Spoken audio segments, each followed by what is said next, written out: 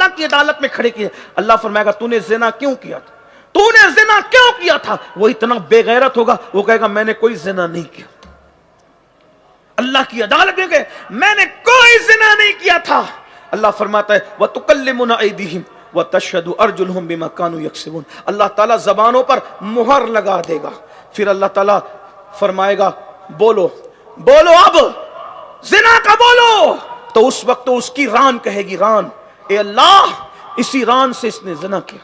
پیر کہیں گے یہ پیر سے چل کے گیا تھا. ہونٹ کہیں گے اس نے ہونٹوں کا زبان کا استعمال کیا تھا. آنکھیں کہے گی اس نے زنا کیا تھا. زمین پکار اٹھے گی ہم نے دیکھا اس نے ہمارے اوپر زنا کیا تھا. فرشتے کہیں گے ہم نے لکھا تھا. اللہ فرمائے گا میں سب جانتا ہوں لیکن میں نے پردے ڈال رکھے. اب جب تو نے انکار کیا تو میں نے بے نقاب کیا. پھر اللہ فرمائے گا فرشتوں اس کو جہنم کے اس کنویں میں ڈال دو جس کا نام جب الحزن ہے.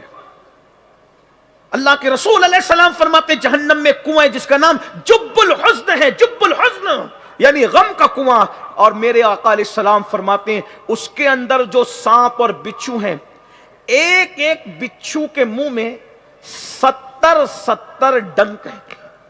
70 ڈنک, اور ہر ڈنک میں 70 زہر کی تھیلیاں ہیں.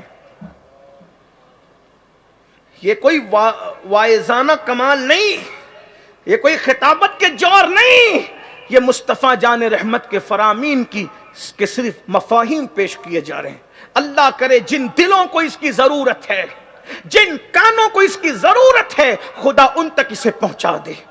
ہے کسی میں ہمت, کھیت کے بچھوؤں کا ڈنک برداشت نہیں کر سکتے, محلوں کے بچھوؤں کا ڈنک برداشت نہیں کر سکتے. سچے رسول صادق و مصدوق فرما رہے ہیں جہنم میں جو کنواں جب الحزن غم کا کنواں, اس میں غم ہی غم, علم ہی علم ہے.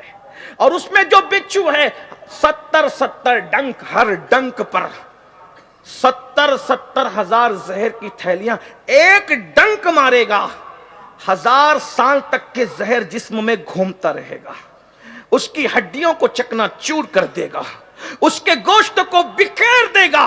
اللہ کے رسول صلی اللہ علیہ وآلہ وسلم فرماتے ہیں. اور پھر یہ بھی آقا علیہ السلام فرماتے ہیں جو کسی شادی شدہ عورت سے زنا کرے, یہ تو سب عذاب بیان کیے گئے کنواری عورتوں کے ساتھ بدکاری کا. جو شادی شدہ عورت کے ساتھ زنا کرے, اللہ کے رسول علیہ السلام فرماتے ہیں پوری امت کو جتنا عذاب ہوگا, یعنی امت کے جو کروڑوں لوگ, اربوں خربوں لوگوں کو قیامت میں جو عذاب ہوگا ان کا